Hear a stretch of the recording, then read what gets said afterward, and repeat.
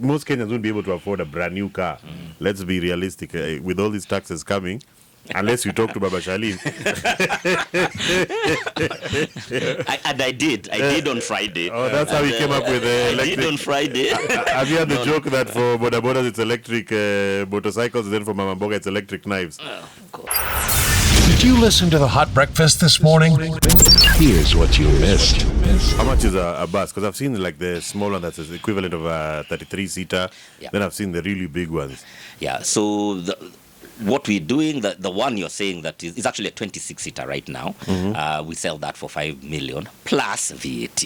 Just tax lazima mulipe. Yes, lazima. So that comes 5.8 million, and then you pay a daily subscription of 20 shillings per kilometer. How that works, then that covers all your service and maintenance, routine service and maintenance, all your charging, all your cleaning. So all you do is you pick the bus from our depot in the morning, you drive it your 200, 300 kilometers on the day, bring it back in the evening, or even if you want to do opportunistic charging during the day, you just bring it, and you concentrate on your core business, which is public transportation. And tell me something. Once you charge it, will it go the whole day? Would it? It depends on your route. Yes, we've got buses that are doing the full whole day. Which is what? 250 kilometers. Wow. Yeah. But of course, you don't want the bus coming at 1%. Just like your phone, you know your phone you can speak all day, but sometimes in the middle of the day when you're not busy, you plug it in, or when you get into your car, you plug it in. So that's what we also encourage in these drivers, and plug it in when you're having lunch. So what we try and do is build our depots on the route where they're operating. So a guy will stop for an hour. He will stop during the day for an hour, because these guys work really hard. I mean, they pick buses at 5 a.m. and they're bringing them back between 10:30 and 11:30. So they work very long days. So during that middle of the day, sometimes some take an early break, 12 o'clock, some take a late break. They bring it into the depot. They go Kibandaski, have their lunch, or even take a nap, and then that point you charge it for another 30%, and that gives you even more range, and it also gives you better battery life. I'm sure it's happened once in a while. They've run out of charge and the buses are stalled somewhere. Has it happened? Obviously. We have had a bus or two stall. Luckily, they've only stalled literally 100 meters from our depot. So we are able to recover, and that's also part of the package. But of course, with better training, we tell them, no, you don't push it. But I think you'll always find that one ninja who wants to push it. He knows. Yeah, who thinks it's like the guys who drive regular cars and say, ikiwaka, inaweza enda mpaka Mombasa. Exactly. Ease for enough. You'll find that. But I think with more training and with them getting wakipata uzoefu wa gari za kawi, they are now beginning to we are finding those incidences, and they're rare. What's the future for? Because before you came, we're thinking, would you buy an electric car, Jeff? We're discussing. Would I? I'm like, what's the future of vehicles? Because when you're saying it's just 5 million for a bus and it's brand new, what about vehicles?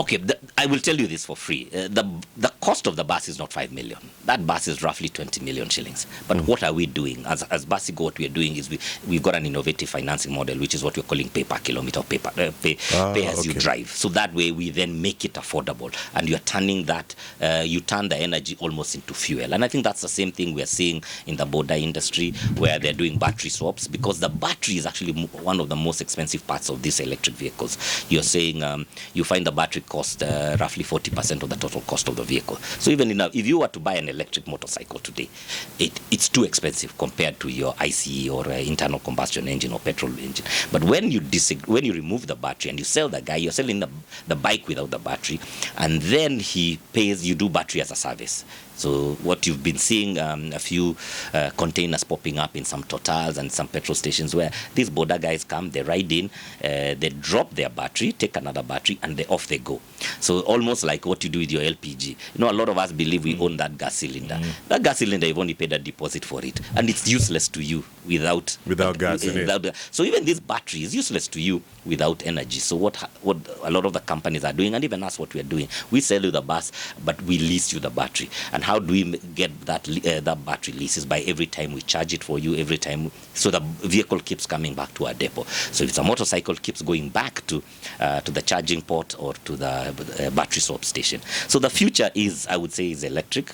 I think if you're following what's going on in the rest of the world, if you see what's happening in Europe, a lot of big OEMs are now setting targets. Some very aggressive. The Volvos of the world are saying by 2025. Others by 2035 they will stop doing your gas guzzlers. And then the world starts. How will Luo survive in this world? Let me tell It's you. a sad day. Crisis. It's a crisis. Let me tell you. Look at a vehicle called Lucid. Yeah, you've got to look at a Tesla. Electric vehicles are more European, are more European than these ramshackles we've been driving for the last 100 years. I will tell you that the tech in an electric vehicle. I mean, can you imagine? Do you want to have a self-driving diesel vehicle? Will it know when to rev? But electric, you can actually do these things. I think the way to look at it is go back. When you are Kedo, you said you just stand for happy birthday, by the way. Thank you. When you are like Kedo 18, 17 there, and did anybody believe that we would all be using cell phones? No. No, that was a Did new we? concept. No. Yeah. It was, and we all, the ones who had landlines were the lords. Walikuwa wanajisikia hao ndio. And there was a time, and if you actually follow the story of Safaricom, I remember sitting in a class in Strathmore, and we were told they sold it cheap because when there was only 350,000 landlines. And so when they did the projection of how we are going to sell, when they were selling Safaricom from Telcom or from Kenya Post and Telecommunications, they figured 2 million. Today, how many lines? 2 million lines. Today, we're talking about there are almost more lines than people in Kenya. And that's the same revolution we are going through now. It looks like a pipe dream. I think why it makes it a bit more difficult in this country is we don't buy new cars. We buy new used cars. Now, with those markets, our source markets, moving to different energies, cleaner energies, they are moving to electric, they're moving to hydrogen. What's going to happen to our to this second-hand market? And if we then take it from an environmental point of view, we sooner or later, where will you get those? You will not want to buy an 8-year-old electric vehicle because you cannot confirm the battery health, you cannot confirm certain things. So we'll start beginning to see a glut in the vehicles we import. But we also don't want to be the dumping ground that when Europe has moved into electrifying and into clean fuels, and then here we are then taking all the rubbish that they don't want, they're discarding. So you find like in Germany, they're saying they're going to have a law that you cannot export vehicles that you cannot use in Germany. And so those are things that are happening. So we better be prepared today, and that's why we're pushing the government and saying, hey, make this environment suitable, and the investment is already here. There's already 30 companies in different startup phases and who have already invested over $50 million in electrifying. So there's companies, especially in the 2- and 3-wheeler. There's guys doing bicycles, e-bicycles, and you saw them. Some of them were with First Lady yesterday. So, and this is for last mile delivery. So we are looking at the entire value chain. I think where there's not been a big push is in your passenger vehicles. I think there's only 2 OEMs here who are selling vehicles. But on the motorcycle, bicycles, and then the bus sector, especially what we're talking about is mass transit, where most people are. Most Kenyans, 80% of all Nairobians either take a matatu or walk. So you can imagine that's why we're in buses.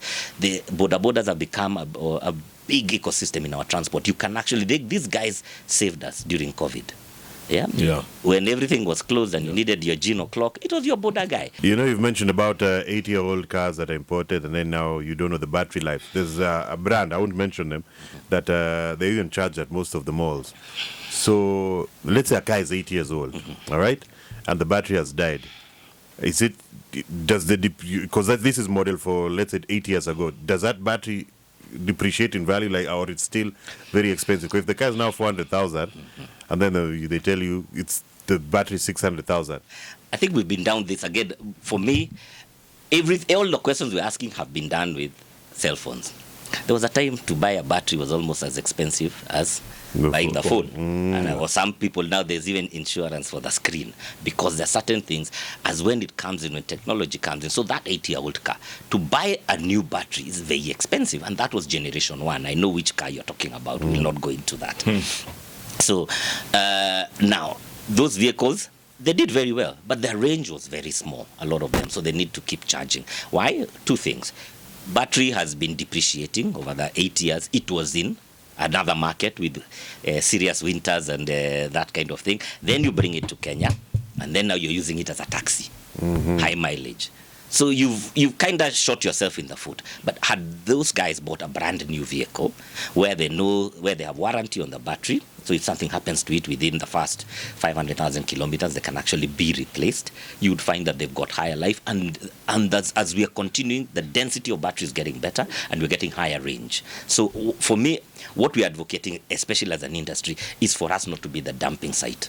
Yeah, let's leapfrog and jump the 2G, 3G, 4G. Let's go to 5G of electric vehicles. Right. And you're saying it's about up to 80% cheaper to operate an electric vehicle?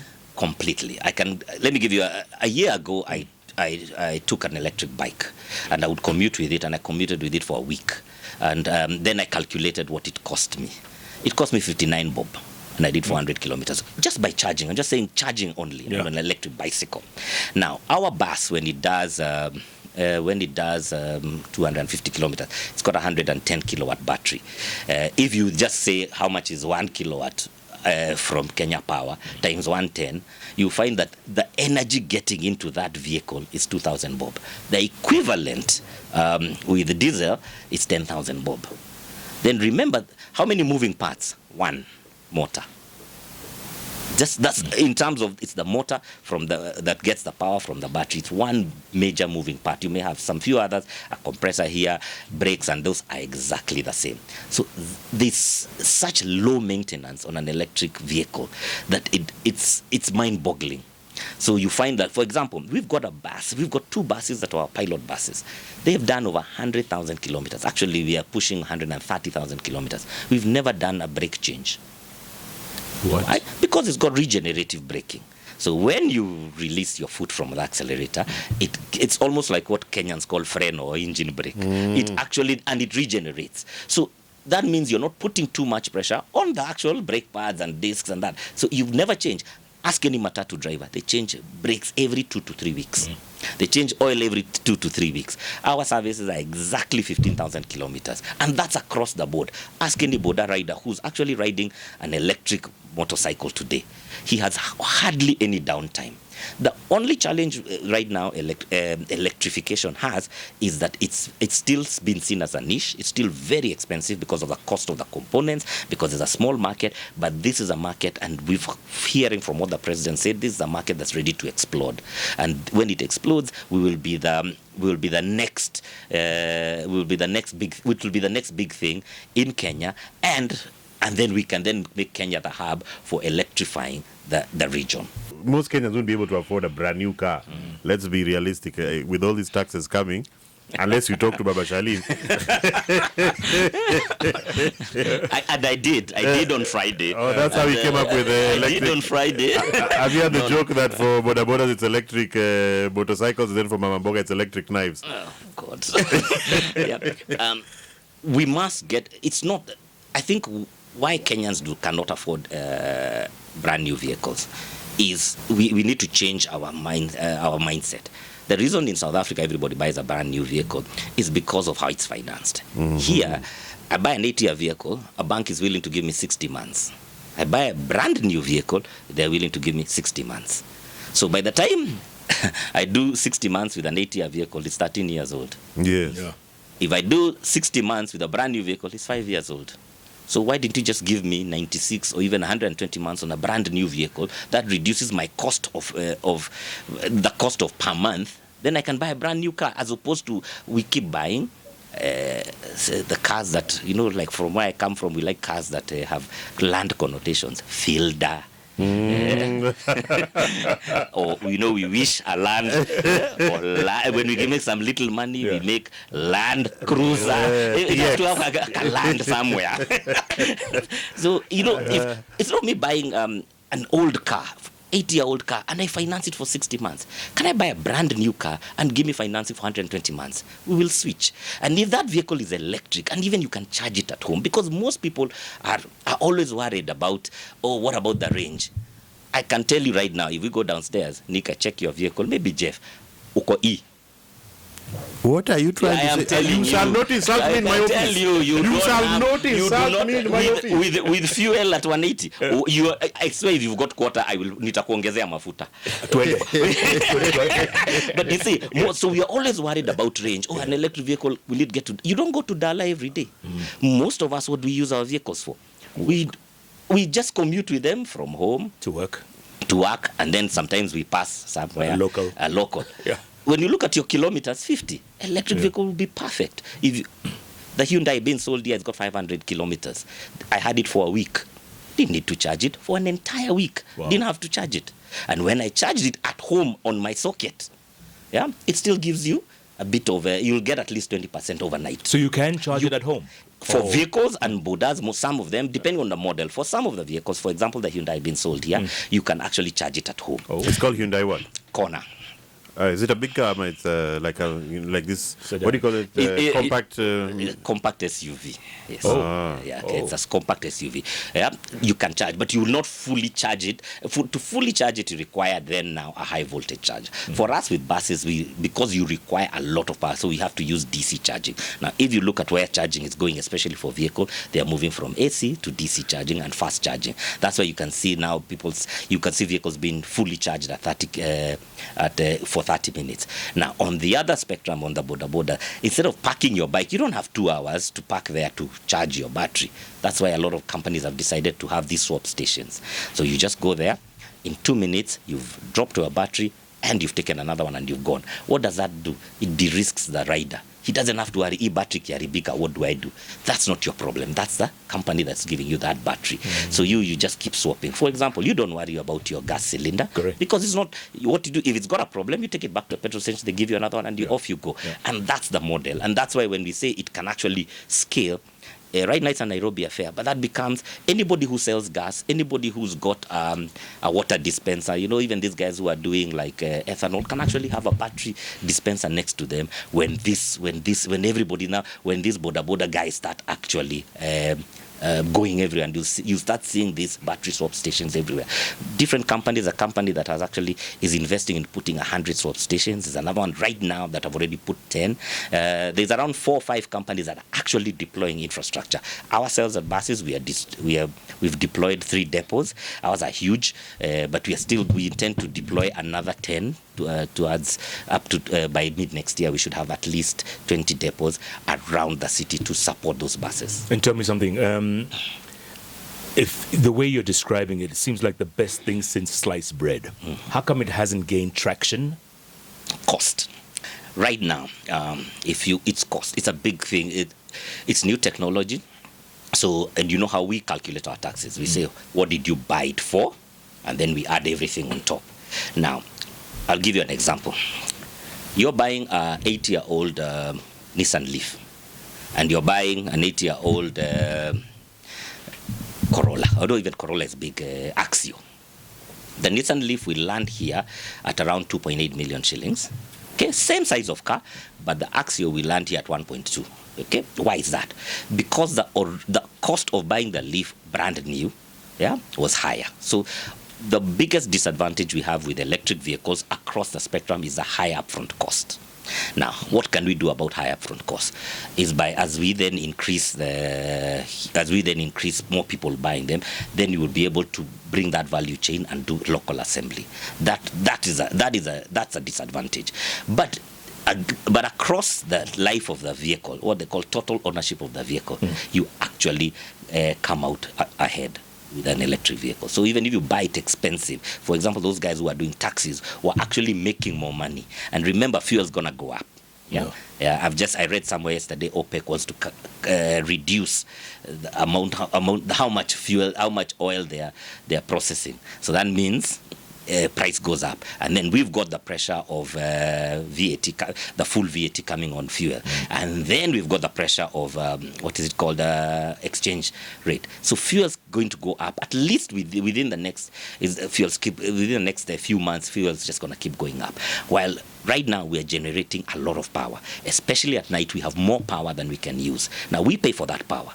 Whether it's where you are sleeping and the factories are closed and KenGen is generating power, we pay for it, because where does it go? Now, if we electrify our transport fleet, if we electrify our vehicle, and now with an EV tariff, you then can have the long-term effect of reducing the cost of power to the end user, reducing the foreign exchange pressures, because assuming we just hit the government in the transport policy 5% of all new vehicles, not all vehicles, all new vehicles, even hit 5%, the savings on that will reduce the pressure on the money we spend. We're spending $6 billion a year in importing of oil. If you reduce that by 5%, it would reduce the pressure on our exchange rate. And then you create some great jobs. I'm looking forward, as I said, I like to say the next mechanic, the electric vehicle mechanic, will not have a spanner. He will come into that car tester and a laptop to check on the battery. That is the new mechanic. But then these our electricity costs are very high, and I'm sure you're saying we pay KenGen and all that stuff, but KPLC, hey man, even their tariffs keep going up and up and up. I agree, but right now for us in this industry, we've just got a reprieve. We've got our first electric vehicle tariff, and it has something called time of use. So time of use just means if you're charging your vehicle after 10 p.m., which is off-peak, up to 5 a.m., then you then get a lower rate. And I think it's 8 shillings per kilowatt hour, as opposed to in the day when you're doing 16. So that's a big win. Could we want daytime to go further down? We would prefer 12. And everybody prefers to go down. But however, we have to be realistic. If we don't invest in more generation, we don't invest in new lines, we're going to go down the South Africa way. I like going down SA. I went for the EV Grand Prix, the E-Prix. And I left the apartment I was staying, there was no power to go and watch an electric vehicle race. So, the load shed, if we don't invest, if Kenyans we don't look at each other in the eye and say, if we don't invest in the next generation of power, we are going to be, in 5 years, we'll be where South Africa is. Because we are electrifying so quickly. That last mile has worked. More people have power. When I grew up, Shags was darkness. Correct. Today, everybody has got power. You can do certain things. So as that is happening, we have to actually invest that. And what does investment look for? Opportunities. So we are saying here is an opportunity to save money that we send to the Arab world and leave it in Kenya. Let me be honest. You're going to live and let live. Yeah. And we can sit here and say mine is bigger than yours, and we, it makes no sense. Are you referring to vehicle? We can do that, but why do you? And they're called Chelsea tractors in the UK. Why? Because you buy this SUV to drive from Kileleshwa to Upper Hill every single day. Does that make any economic sense?